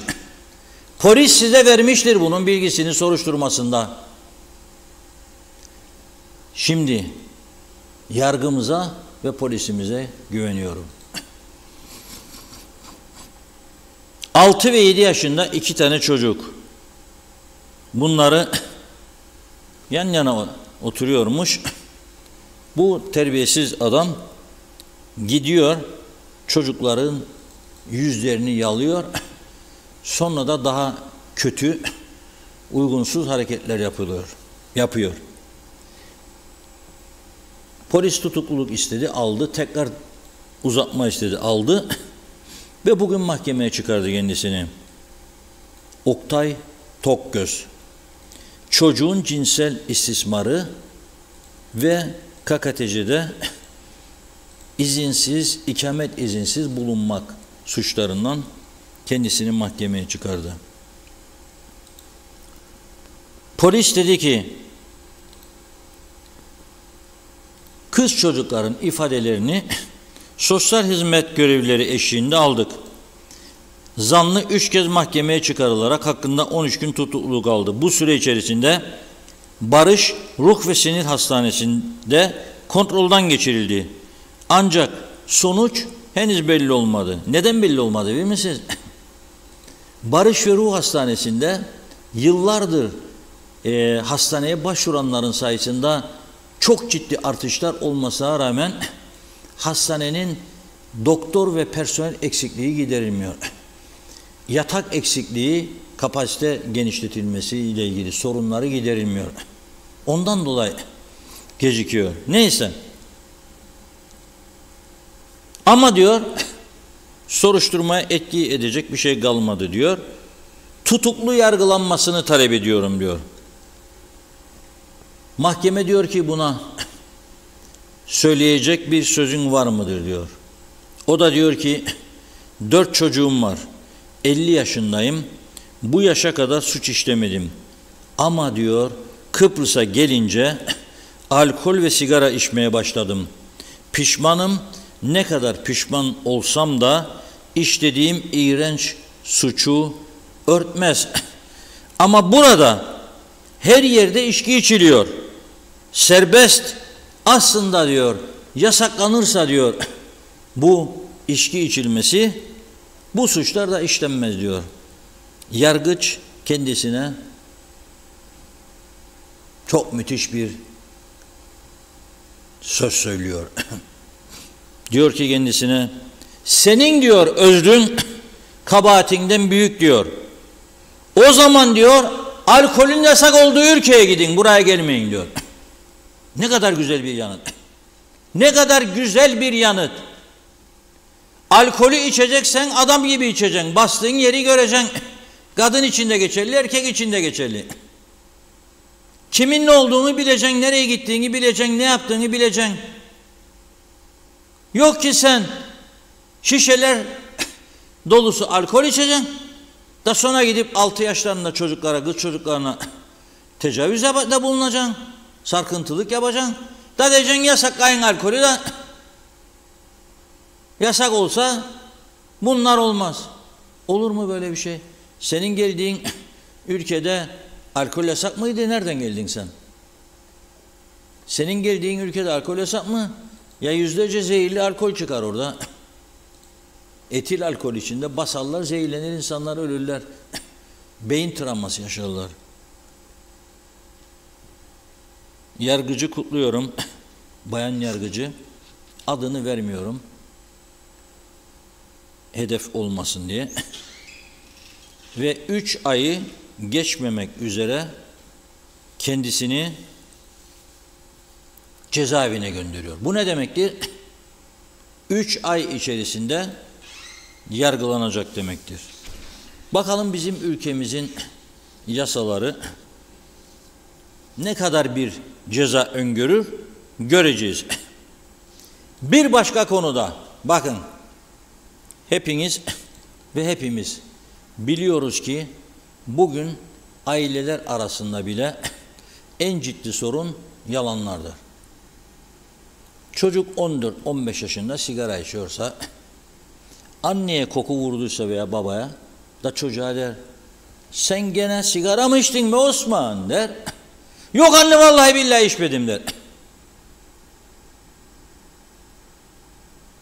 Ama içmiştir. Neden böyle cevap verir?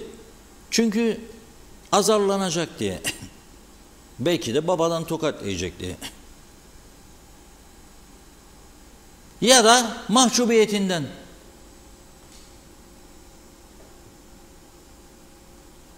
Oğlum kızım hareketlerinde çok değişkenlik var.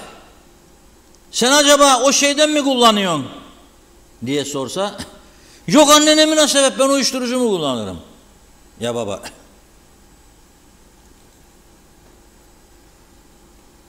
Usta, oğlum gittin tahsil ettin bu parayı. Bu kadar mı tahsilat yaptın bugün? Vallahi usta bu kadar yaptım. Sonra bir bakıyoruz, meğer 130 bin lirayı cebine atmış arkadaş. Hayatın her alanında yalanlar diz boyu. Yalanlar diz boyu. Yani arkadaşlıklarda da böyle. Sevgililer gününde çok karikatürler görürüm ben yabancı medyada paylaşırlar. Sarılır adama, kadın seni seviyorum my love der, döner bu tarafta göz kırpar öteki adama. Şu anda bu ülkenin en ciddi sorunlarından biri de budur. Aldatma becerisi. Müthiş. Bu işin profesyonelleri var. Şimdi burada ispatlı bir olay. Kadın ne için yaptı bunu o bilir tabii. Ben onun hakkında düşüncelerim bana kalsın. Suç işlemiş olmayayım.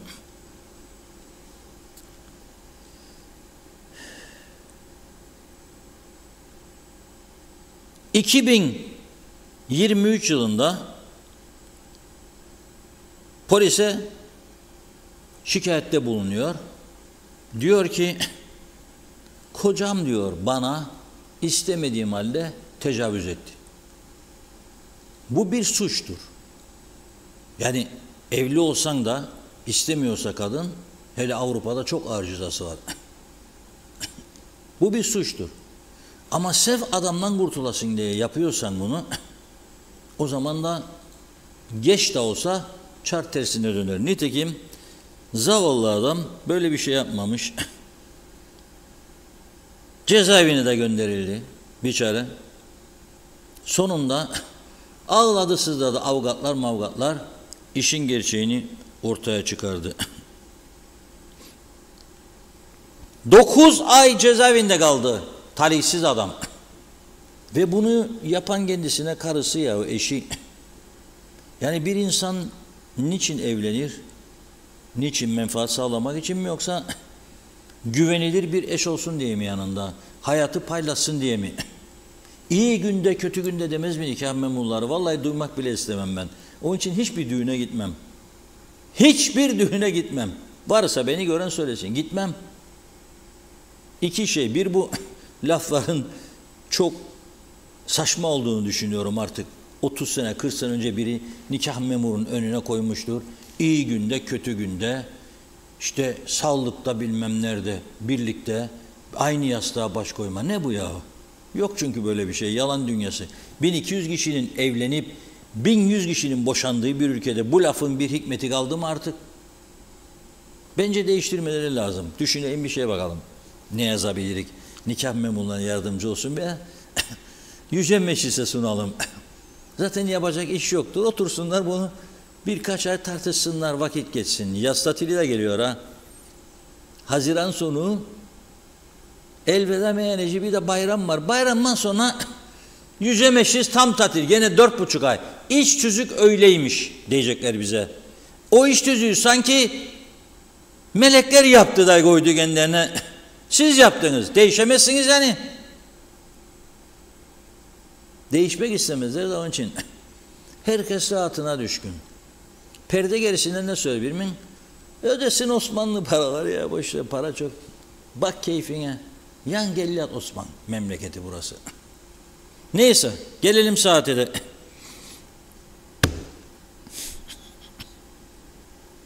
Mahkemeye çıkarılıyor kadın. Diyor ki sen diyor yalan beyanla işlemediği suçu işlemiş gibi gösterdin ve 2 yıl hapislikten yargılanmak üzere bu adamı cezaevine düşürdün. Ve 9 aydır bu adam yargılanmayı bekler. Hükümsüz tutuklu.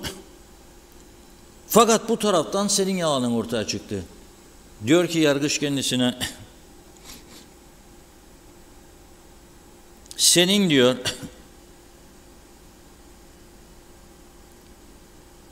2 çocuk annesi olmandan dolayı 27 yaşında 2 çocuk annesi ve sabıkasız olmanı dikkate alarak seni diyor 2 yıl hapse mahkum ediyoruz. Gördün mü ya sen? O atasözü boşuna mı söylendi arkadaş? Yalancının mumu yatsıya kadar yanar. Boşuna söylenmedi. Her atasözün arkasında bir gerçek vardır. Her atasözünün arkasında bir gerçek vardır. Yalancının mumu yatsıya kadar yanar. Şimdi bu bayanda 2 yıl. Tabii ne oldu burada? Benim üzüldüğüm 2 tane çocuk ortada kalıyor. Yazık günah be. Evlenirler, çocuk yaparlar. İyi günde, kötü günde. Çocuk oluncaya kadar boşanma yok bazıları. Çocuk olduktan sonra boşanma. Vay senin ne aldattı beni? Ne aldatma? Daha önce aldatmıyor muydu seni? Çocuk olduktan sonra mı aldattı?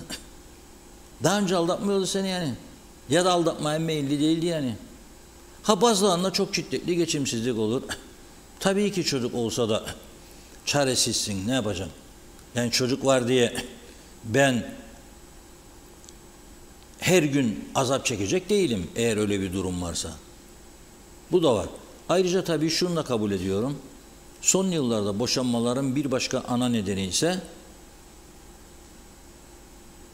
maddi sıkıntılardır. Yani kadın bakar gider iş yerine, arkadaşı der, hadi canım biz bu yaz şeye gidiyoruz. İtalya turuna, Roma, Venedik. Siz nereye gidiyorsunuz? Kadın da, hiçbir yere canım, bizimkinin bir kuruş ayrı yok bu işler için. Varsa yoksa meyhanesi var onun. Ondan sonra eve gider der ki, haberin var mıdır bizim Hacer? Roma'ya gidiyor. Biz nereye gidiyoruz? Bari bizi götür bir otele kalalım. 2 güncük tatil. Yürü be işe para yoktur, moktur falan dedi mi zaten zincir kopmuştur orada. Cesaretli bir kadınsa ayrılır. Değilse boyunu eğip kalmaktan başka çaresi yoktur. Evet, onun için yalan söylemeyin, özellikle eşlerinizi, sizinle birçok şeyi paylaşmış olan eşinizi, hayat arkadaşınızı, bu kadın için de geçerli, erkek için de yalanla mahkum etmeyiniz. Aldatacaksanız ayrılın, o zaman istediğinizi yapın. Ama hem o sahada hem bu sahada koşma olmaz. Çok tehlikeli bir durum. Evet, son mesajları alalım, kapatalım. Evet, çok mesajımız vardı. Dolayısıyla bugün hiç ismini okumadığım isimlerin mesajlarına yer vereceğiz, yetiştirelim. Cengiz Güsel'a Güzelay, 74'te 10 yaşımdaydım. 200.000 diyor Elen vatandaşı. Bizlere bıraktığı fabrikaları, akarsuları, pınarları kuruttuk. Kendi yurdumuz hakkında zerre kadar bilgisi olmayanlarla ancak bu kadar olur. Kendi düşen ağlamaz. Kıbrıslı Bitişe 5 var. Nazan Gözdağ, Bırakın Allah aşkına, yok diyor Kıbrıs kuzusuymuş, keçisiymiş, koyuncuymuş. Allah aşkına kendinize gelin. Biz Londra'da diyor. Biz de isteriz Kıbrıs kuzusu yiyelim ama yok, yıllardır ithal et yiyoruz. Ne olmuş demiş. Vazgeçin artık bu düşüncelerden. Zaman onu gösteriyor. Kendimize gelelim. Her şeye burnumuz havada bakıyoruz. Mustafa Özcan Eylem Kuzu Harekatı'ndan çıktı. Dünkü eylemde cesur bir bayan eylemci hayat pahalılığını çok güzel açıkladı. İktidarın sarıldığı tek şey hiçbir getirisi olmayan asgari ücret artışı. Artış istemiyoruz, ucuzluk istiyoruz. Daha reçete ile ilaç konusuna bile çözüm üretemediler. Denetleme istiyoruz, çok mu zor? Selçuk Özenli 3 kuruş artış almadan haramiler zam üstüne zam yaptı. Biraz karınız da gitsin ama olmaz diyor. Hemen ağlarlar zarar ettik diye. İpin ucu kaçmış. Nereden tutacak bu hükümet bilmez. Beyinleri durmuş. Deniz Karadeniz, Kıbrıs Türk tarafında her şey çok, her taraf bolluk içinde. Yollarda her iki arabadan biri lüks jip.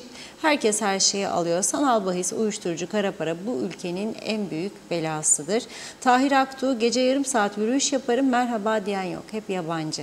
Zehra Sencer, iyi yayınlar diledi. Karpaz'dan sevgilerimle demiş. Teşekkür ediyoruz. Evet, Çilem Dağıstanlı iyi yayınlar. Reşat Bey gerçek gazeteci. Gürkan Giritli, kaçak çalışanlar için sağlam bir ekip kurulmalı. Aydın Erho, memleketin nüfusu 1 milyonu geçti. Bizim hayvancının üretimi zaten yetmez. Doğal olarak et ithali olacak. Bu nüfusa ne üretsen yetmez diyor. Çoğalıyoruz. Tedbir alınmazsa bu nüfus patlaması bu ülkeyi yaşanmaz hale getirecek.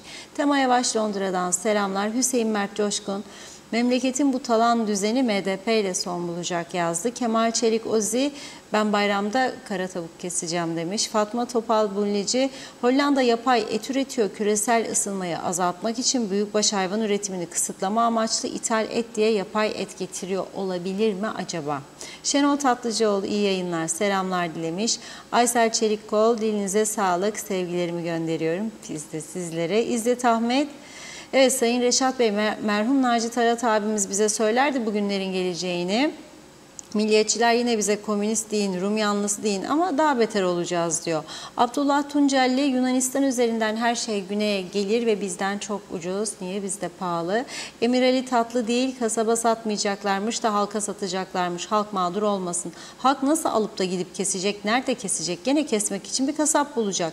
Sevgili Başkan, gece saat 3'te ayağı kırılan danaları mandırada kesip satılması için uygundur yazısı verdin mi, vermedin mi? Verdiysen her birinden kaç para alındı? Mandırada kesilip satışa uygundur diye yazı veren bu arkadaş, buzluklarda gelecek olan AB standartındaki etin gelmesine neden karşı çıkıyor dedi. Orbay Yenilmez de şöyle diyor, zaten her tutuklanan izinsiz çıkar. Kimisi 2 sene, kimisi 5 sene. Ağır cezalar kesilmese daha çok şeyler olacak. Kaçak olanlar doğrudan havaalanına paket demiş. Evet, bakıyorum. Ahmet Hilmi ise ithal et Avrupa Birliği denetimindedir dedi. Celal Harun, en çok yaptığımız 6 hata fazla güvenmek, umursamak, inanmak, şans vermek, iyi niyet. Belki yarın daha güzel olur dedi.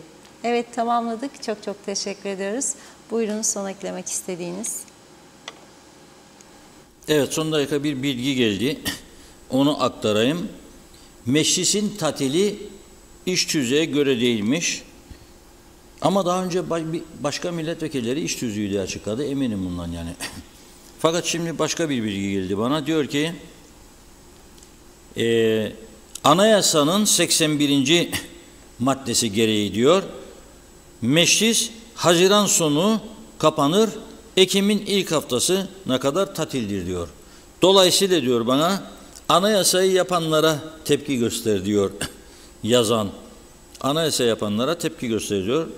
Eğer öyleyse öyledir yani. Biliyorum, tahmin ederim. Anayasa yapanlar neyse onlardır sorumlu olan diye düşünüyorum ben de. Evet, bu kadarla noktalayalım bugün. Bir de Süprex'le ilgili bir bilgi vardı ama onu yarına bırakıyorum. Teyit etmeden olmaz diye yazdım arkadaşa da. Teyit ettikten sonra elbette konuşuruz. Bugünlük bu kadar. Yarın inşallah yeniden birlikte oluruz.